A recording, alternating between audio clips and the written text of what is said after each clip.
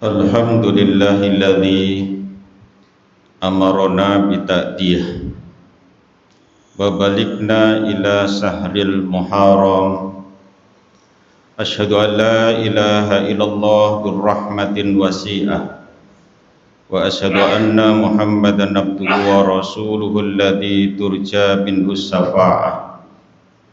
Allahumma sholli wa sallim wa barik ala muhammadin nabiyyir rahmah wa ala alihi wa ashabihi dzawil uqulis salimah, salatan wa salaman mutalazimaini ila yaumil qiyamah. Amma ba'du, fa ya ibadar rahman, usikum bittaqwallahil manan al-qaili fil Qur'an. A'udzu billahi minasy syaithanir rajim. Ya ayyuhalladzina amanu taqullaha haqqa tuqatih wa la tamutunna illa wa antum muslimun. Wa qala aidan, ya ayyuhalladzina amanu taqullaha wal tanzur nafsun ma qaddamat lighad wattaqullaha innallaha khabirum bima ta'malun. Jamaah Jumat rahimakumullah, marilah kita bersyukur kepada Allah Subhanahu wa taala dengan minimal melafadzkan alhamdulillahirabbil alamin. Karena pada kesempatan siang hari ini Allah masih memberikan hidayah taufik, iman Islam sehat sempat, sehingga kita bisa memanfaatkan untuk beribadah kepadanya. Yang penuh harapan kita, mudah-mudahan segala amal ibadah yang kita lakukan pada hari ini dan hari-hari sebelumnya diridhoi oleh Allah Subhanahu wa taala. Salawat dan salam senantiasa kita sampaikan pada junjungan kita Nabi Agung Muhammad sallallahu alaihi wasallam yang senantiasa kita nantikan syafaatnya besok yaumil akhir, dan mudah-mudahan kita tetap istiqomah di dalam ajaran-ajaran yang disampaikan oleh Rasulullah sallallahu alaihi wasallam. Selanjutnya khotib berpesan, marilah kita senantiasa meningkatkan takwa kita, karena takwa adalah bekal yang terbaik untuk kehidupan kita di dunia dan akhirat. Sebagaimana Allah firmankan, wa tazawwadu fa inna khairu zadit taqwa wattaquni ya ulil albab. Berbekalah, dan sesungguhnya sebaik-baik bekal adalah takwa, dan bertakwalah kepadaku hai orang-orang yang berakal. Jamaah rahimakumullah, ada sebuah riwayat dari Imam Al-Sa'bi bahwa Abu Musa Al-Asy'ari yang menjadi wakil khalifah di Basrah ketika pemerintahan dipegang oleh Khalifah Umar ibnu Khattab, pada suatu ketika Khalifah Umar mengirimkan surat kepada Abu Musa Al-Asy'ari, yang mana di dalam surat itu tertera bulan Sya'ban, tetapi ada persoalan yang mengganjal di dalam pemikiran Abu Musa Al-Asy'ari. Maka kemudian Abu Musa Al-Asy'ari mengirimkan kembali surat kepada Khalifah Umar ibnu Khattab, yang isi suratnya mengatakan, innahu ya'tina min amiril mu'minin kutubun fala nadri ala ayyiha na'mal wa qad qara'na kitaban mahaluhu Sya'ban fama nadri ahwa alladhi nahnu fihi am al-madhi.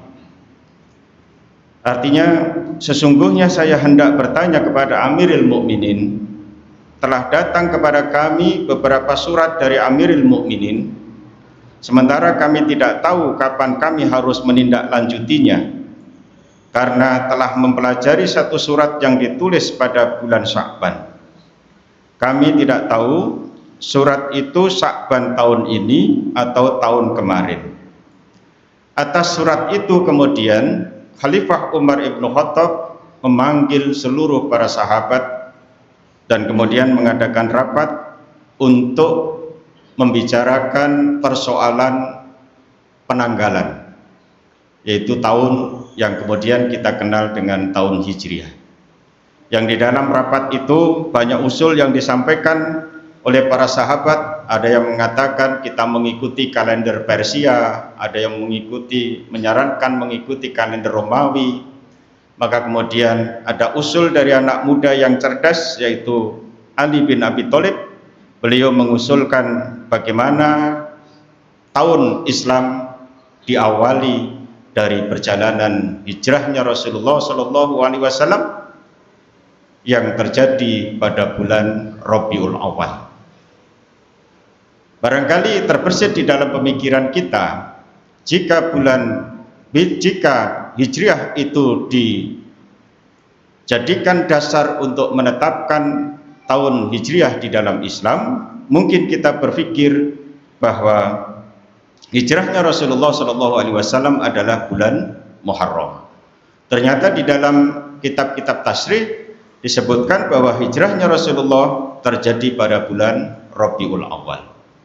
Maka pertanyaan kita adalah, kenapa tahun hijriah diawali dari bulan Muharram? Ternyata orang Arab jahiliyah dulu juga sudah memiliki penanggalan yang kadangkala dalam satu tahun itu ada 13 bulan. Dia mengotak-atik bulan itu sesuka hatinya, karena di dalam satu tahun itu ada bulan yang dilarang untuk berperang, tetapi kalau dia misalnya sebelum bulan yang dilarang untuk berperang dia sudah berperang dan perang itu belum selesai, maka dia perpanjang bulan tersebut sehingga dia masih bisa melaksanakan peperangan. Maka kemudian Utsman bin Affan mengusulkan, karena sudah menjadi kebiasaan di dalam tradisi orang Arab bahwa bulan Muharram adalah awal bulan di tahun Arab jahiliyah, maka itu yang diusulkan. Di samping itu ada alasan bahwa bulan Muharram adalah bulan setelah orang-orang Islam melaksanakan ibadah haji. Maka saudaraku yang dirahmati Allah, dengan ditetapkannya tahun hijriah yang sebetulnya Rasulullah SAW pernah mendapatkan wahyu dari Allah untuk menepis pandangan-pandangan orang Arab jahiliyah yang mengotak-atik tahun itu ada 13 bulan. Maka di dalam surat At-Taubah ayat 36 Allah firmankan, inna indatasyuhuri indallahi isna asara sahron fi kitabillahi yauma khalaqas samawati wal ard minha arba'atun hurum dzalika dinul qayyimu fala tajlimu fihinna anfusakum wa qatilu musyrikina kafatan kama yuqatilunakum kafah wa'lamu anallaha ma'al muttaqin. Sesungguhnya jumlah bulan menurut Allah itu ada 12 bulan sebagaimana dalam ketetapan Allah pada waktu Dia menciptakan langit dan bumi. Di antaranya ada 4 bulan haram, itulah ketetapan agama yang lurus. Maka janganlah kamu menzalimi dirimu dalam bulan yang 4 itu, dan perangilah kaum musyrikin semua sebagaimana mereka pun memerangi kamu semuanya. Dan ketahuilah bahwa Allah beserta orang-orang yang bertakwa. Kemudian mungkin timbul dalam pertanyaan kita, yang Allah katakan ada yang disebut dengan Ashhurul Hurum. Maka kemudian Rasulullah mempertegas ketika beliau melaksanakan haji yang beliau laksanakan sekali itu di dalam hidup beliau yang disebut dengan haji wada, maka beliau menyampaikan bulan apa saja yang masuk di dalam bulan haram. Di dalam sabdanya beliau menyampaikan, wa inna al-zaman qad istadara kaha i'atihi yauma khalqillah al-samawati wal ard wa inna idatal al-syuhur indallahi isna asara sahran minha arba'atun hurum salasatun mulia mutawaliyatun zulqa'dah wa zulhijjah wa mulbamul haram war rajab alladzi baina jumadaini wa sa'ban. Sesungguhnya waktu telah berputar sesuai dengan hayahnya, pada hari Allah menciptakan langit dan bumi, sesungguhnya jumlah bulan di sisi Allah ada 12 bulan, di antaranya ada bulan-bulan haram 3 berturut-turut, yaitu Zulqa'dah sudah kita lewati, kemudian Zulhijjah sudah kita lewati pada tahun kemarin, dan sekarang kita berada di bulan Muharram, dan besok kita akan ketemu di bulan Rajab yang terletak antara Jumadil Akhir dan Sya'ban. Saudaraku yang dirahmati Allah, bulan Muharram sebagai awal tahun Hijriah, yang seringkali kita mendengarkan khutbah atau ceramah dari para ustadz, para kiai selalu menyitir ayat ke-18 surat Al-Hasr. Ya ayyuhalladzina amanu taqullah wal tanzur nafsun ma qaddamat lighad wattaqullah innallaha khabirum bima ta'malun. Maka perlu kita renungkan apa yang bisa kita lakukan selama bulan Muharram ini, dan juga menjadi catatan penting dalam kehidupan kita. Yang pertama, bulan Muharram ini hendaknya kita jadikan sebagai wahana syukur atas usia yang diberikan oleh Allah kepada kita. Rasulullah Shallallahu Alaihi Wasallam mengingatkan kepada kita, "A'maru ummati ma baina sitina ila sab'ina wa aquluhum man yajuzu dzalik." Umur umatku antara 60 dan sampai 70 tahun, dan sedikit orang yang bisa melampaui umur tersebut. Di dalam hadis riwayat Ibnu Majah yang dihasankan oleh Albani. Maka saya pernah membaca satu kitab, ternyata terjadi perbedaan definisi antara usia dan umur. Usia adalah waktu yang kita jalani selama hidup. Umur adalah waktu hidup yang kita isi dengan kandungan surat Asr. Wal asri innal insana lafi khusr illal ladzina amanu wa amilus shalihat wa tawasaw bil haqq wa tawasaw bis sabr. Ketika dari detik ke detik, menit ke menit, jam ke jam, hari ke hari, pekan ke pekan, bulan ke bulan, di mana setiap perjalanan waktu itu kita isi dengan meningkatnya iman, meningkatnya amal soleh, kemudian kita gunakan untuk berwasiat tentang kebenaran dan kesabaran, disitulah umur kita. Tetapi kalau waktu-waktu yang kita miliki tadi berjalan begitu saja, maka itu adalah umur kita, di mana umur itu analoginya seperti es batu. Es batu itu dimanfaatkan atau tidak dimanfaatkan pasti mencair. Dia hanya berjalan begitu saja yang tidak memberikan manfaat apa-apa kepada si pemiliknya. Oleh karena itu di Muharram awal 1448 ini mudah-mudahan bisa kita jadikan sebagai pijakan untuk kita selalu mensyukuri usia kita, dan kemudian bisa kita jadikan sebagai umur kita. Karena 4 hal tadi itulah yang akan kita bawa ketika kita sudah meninggalkan dunia. Kemudian yang kedua, di dalam Muharram yang di situ sebagai awal tahun Hijriah, tentu saja ini mengingatkan kepada kita bagaimana peristiwa hijrah yang dialami oleh Rasulullah Shallallahu Alaihi Wasallam, yang beliau melakukan perjalanan ke Madinah yang dulu namanya Yasrib, atas perintah Allah untuk menyelamatkan umat Islam dari penyiksaan kaum Quraisy. Di samping itu juga beliau mencari pangkalan dakwah yang aman dan juga membangun masyarakat Islam yang berdaulat karena adanya permintaan perlindungan dan dukungan dari penduduk Madinah. Dan ketika Rasulullah Shallallahu Alaihi Wasallam ke sana adalah ketika hijrah, beliau adalah datang yang kedua kalinya selama beliau hidup, karena waktu kecil dulu pernah diajak oleh Ibunda Aminah untuk ditunjukkan di mana makam bapak dari Rasulullah Shallallahu Alaihi Wasallam, yaitu Sayyidina Abdullah. Karena beliau dulu pernah melakukan perjalanan dagang ke Madinah, dan kemudian Sayyid Abdullah sakit dan akhirnya wafat di Madinah. Perjalanan pertama yang dilakukan oleh Rasulullah ke Yasrib waktu itu, dan kemudian diperintahkan untuk hijrah ketika beliau sudah menjadi nabi. Kemudian yang ketiga, bahwa tahun Hijriah adalah menjadi kalender ibadah umat Islam. Hampir perintah-perintah yang terkait dengan persoalan ibadah selalu dipatokkan kepada sistem kalender Hijriah. Karena itu memang menjadi perintah Allah Subhanahu wa taala.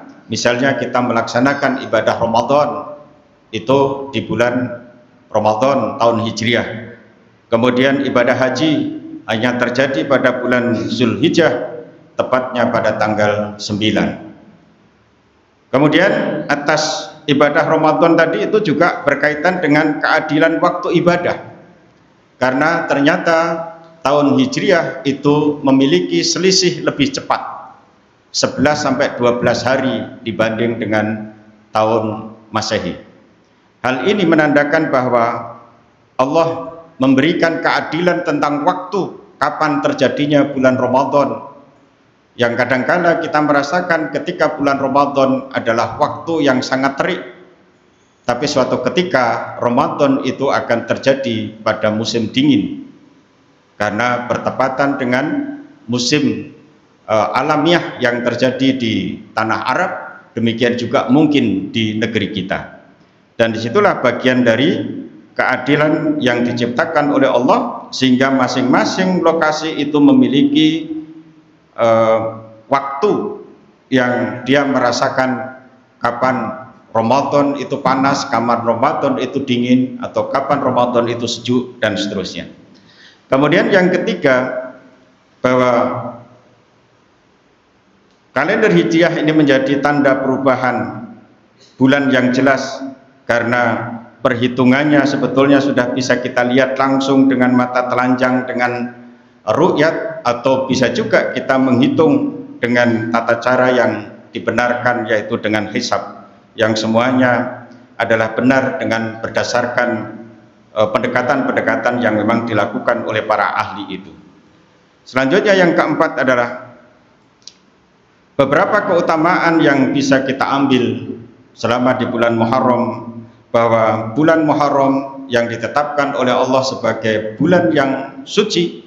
Maka Ibnu Abbas dalam menafsirkan surat At-Taubah ayat 36, beliau menyampaikan, summa tasaw min dzalika arba'ata ashurin faja'alahunna haraman wa atawtoma huruma tihinna wa ja'alat tanba fihinna adhama wala amala salihah wal ajra a'dhama.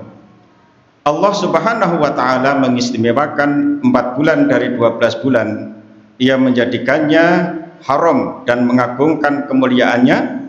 Perbuatan dosa di dalamnya adalah lebih besar, dan amal soleh juga besar pahalanya. Artinya ketika kita berada di bulan-bulan haram, jika kita melakukan amal ibadah, maka pahalanya dilipat gandakan, dan ketika kita melakukan kemaksiatan, maka dosanya juga dilipat gandakan. Maka kita perlu hati-hati ketika kita berada di bulan Zulqa'dah, Zulhijjah, Muharram, dan Rajab, karena itu termasuk bulan haram. Kemudian bulan Muharram adalah syahrullah, di mana Allah menetapkan itu sebagai bulan Dia, yang itu menunjukkan betapa agungnya bulan Muharram ini. Selanjutnya di bulan Muharram ini ibadah yang terbaik adalah puasa sunnah, karena Rasulullah SAW mengingatkan kepada kita, afdhalus siyami ba'da ramadhana syahrullahil muharram. Puasa yang paling utama setelah puasa Ramadan adalah puasa bulan Allah, yaitu bulan Muharram. karena di dalam bulan Muharram itu ada satu hari di tanggal ke-10 yang bisa dikenal hari Asyura, yang mana pada hari Asyura ini adalah ada peristiwa-peristiwa penting. Salah satunya adalah diselamatkannya Nabi Musa alaihissalam dari kejaran Fir'aun, dan kemudian orang-orang Yahudi dan Nasrani merayakan peristiwa itu ketika di Madinah. Dan ketika Rasulullah sampai di Madinah menanyakan apa yang mereka lakukan, mereka merayakan atas kemenangan Nabi Musa. Maka kemudian dan orang-orang Yahudi Nasrani waktu itu berpuasa, maka Rasulullah SAW kemudian bersabda, la in baghitu ila qabilin la asu manat tasi'a, jika aku masih hidup sampai tahun depan, sungguh aku akan berpuasa pada hari ke-9. Sehingga para ulama menyarankan ketika kita berada di bulan Muharram, minimal kita berpuasa pada tanggal 9 Muharram dan 9 Muharram dan 10 Muharram. Demikian juga ada pendapat yang mengatakan untuk menjaga kadangkala di kita ini terjadi selisih waktu, maka bisa berpuasa di tanggal 9, tanggal 10 dan tanggal 11. Tapi Rasulullah waktu itu akan melakukan puasa tanggal 9. Biar apa? Biar ada perbedaan antara orang Islam dengan orang Yahudi dan Nasrani. Seperti juga kenapa seringkali kita mendengar bahwa Rasulullah memelihara janggutnya, kemudian memotong kumisnya. Itu adalah salah satu cara untuk membedakan antara orang Yahudi dan Nasrani. Karena orang Nasrani biasanya memelihara jenggot dan kumis, kemudian orang Yahudi juga demikian. Maka beliau menyampaikan, potonglah kumis dan peliharalah jenggot. Itu untuk membedakan antara Nasrani, Yahudi dengan Islam. Kemudian selanjutnya adalah bahwa ini adalah Muharram tahun Hijrah. Sebagai momentum hijrah dan muhasabah, hendaknya kita melakukan apa yang disebut dengan revolusi spiritual, yaitu kita menata diri di tahun 1448 Hijriah ini untuk kita lakukan muhasabah terhadap apa-apa yang pernah kita lakukan. Wal tardun nafsun ma qaddamat lighad. Untuk apa? Untuk hari esok kita. Mungkin sholat kita, mungkin bacaan Quran kita, mungkin silaturahim kita, mungkin cara kita mendapatkan rezeki, itu perlu kita evaluasi. Karena semakin lama perjalanan ke depan, semakin dekat waktu kita menjelang kematian. Disinilah pentingnya yang terakhir untuk kita gunakan untuk muhasabah. Al-kayisu man dana nafsuhu wa amila lima ba'dal mauti. Orang yang cerdas adalah orang yang mampu menghisab dirinya dan beramal untuk kehidupan setelah mati.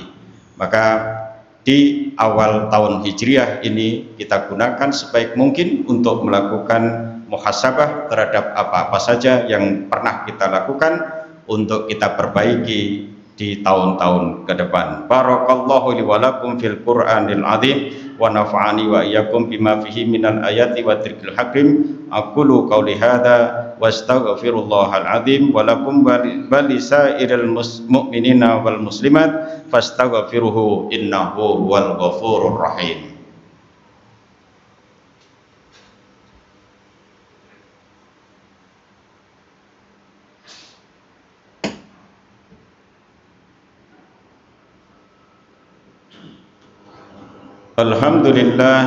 Alhamdulillahi wa kafa wassalli wassallama ala sayyidina Muhammadin Mustafa wa ala alihi wa ashabihi ahlil wafa. Wa ashhadu an la ilaha illallah wahdahu la syarikalah wa ashhadu anna Muhammadan abduhu wa rasuluh. Amma ba'du, fa ya ayyuhal muslimun usikum wa nafsi bitaqallah la'alakum turhamun. Allahumma sholli ala sayyidina Muhammadin wa ala ali Muhammad kama shallaita ala Ibrahim wa ala ali Ibrahim fil alamina innaka Hamidum Majid.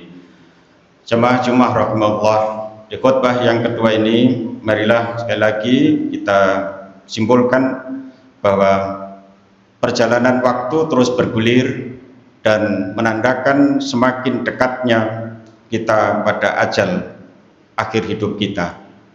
Maka yang terpenting kalau kita ingin menjadi orang cerdas adalah mereka yang selalu menghitung-hitung apa saja yang akan digunakan sebagai persiapan untuk kematian. Orang cerdas bukan yang gelarnya panjang, bukan yang ketika sekolah atau kuliah IP-nya tinggi, tetapi mereka yang mengingat mati dan menyiapkan bekal apa yang akan dibawa untuk mati, itulah orang yang cerdas. Di akhirnya marilah kita tutup dengan berdoa, mudah-mudahan Allah mengijabah segala doa-doa kita dan apa yang menjadi keinginan kita dan hajat kita diijabah oleh Allah Subhanahu wa taala. Allahumma ighfir lil muslimina wal muslimat wal mu'minina wal mu'minat al ahya'i minhum wal amwat innaka qaribun mujibud da'wat. Alhamdulillahi rabbil alamin hamdan yu'afina ma huwa yukafi'u mazidah ya rabbana lakal hamdu kama yanbaghi li jalali wajhikal azimi sultanik.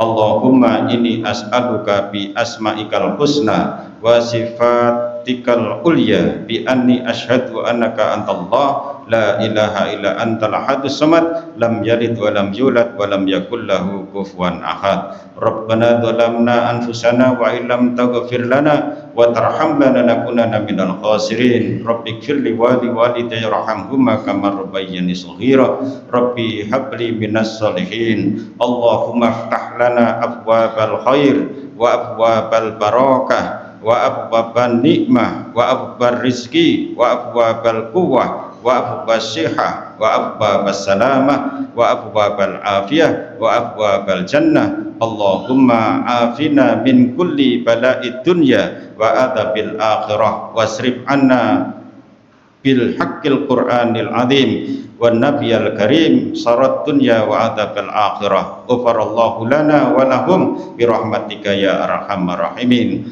Allahumma arinal haqqa haqqa warzuqna tiba'ah wa arinal batila batila warzuqna sitabah. Allahumma la sahla ila ma ja'altahu sahla wa anta taj'al asna syi'ta sahla. Allahumma aslih li dinili lati huwa ismatu amri wa aslih lid dunya allati fiha ma'asi wa aslih li akhirati allati fiha ma'ati wa jalil hayatan ziyadatan min kulli khairin wa jalil mauta rahatan min kulli syarrin. Allahumma ij'al awwala hadhihi sanati salahan wa awsatoha sururan wa akhiraha najahan. Allahumma inni as'aluka binuri wajhika alladhi asraqat lahu samawati wal ard an ta'tiya hajati. Allahumma ja'alna mustajabi du'a amin ya rabbal alamin. Wa sallallahu ala khairi khalqihi Muhammadin wa ala alihi wa sahbihi ajmain. Subhana rabbika rabbil izzati amma yasifun wassalamu alal mursalin walhamdulillahi rabbil alamin wa la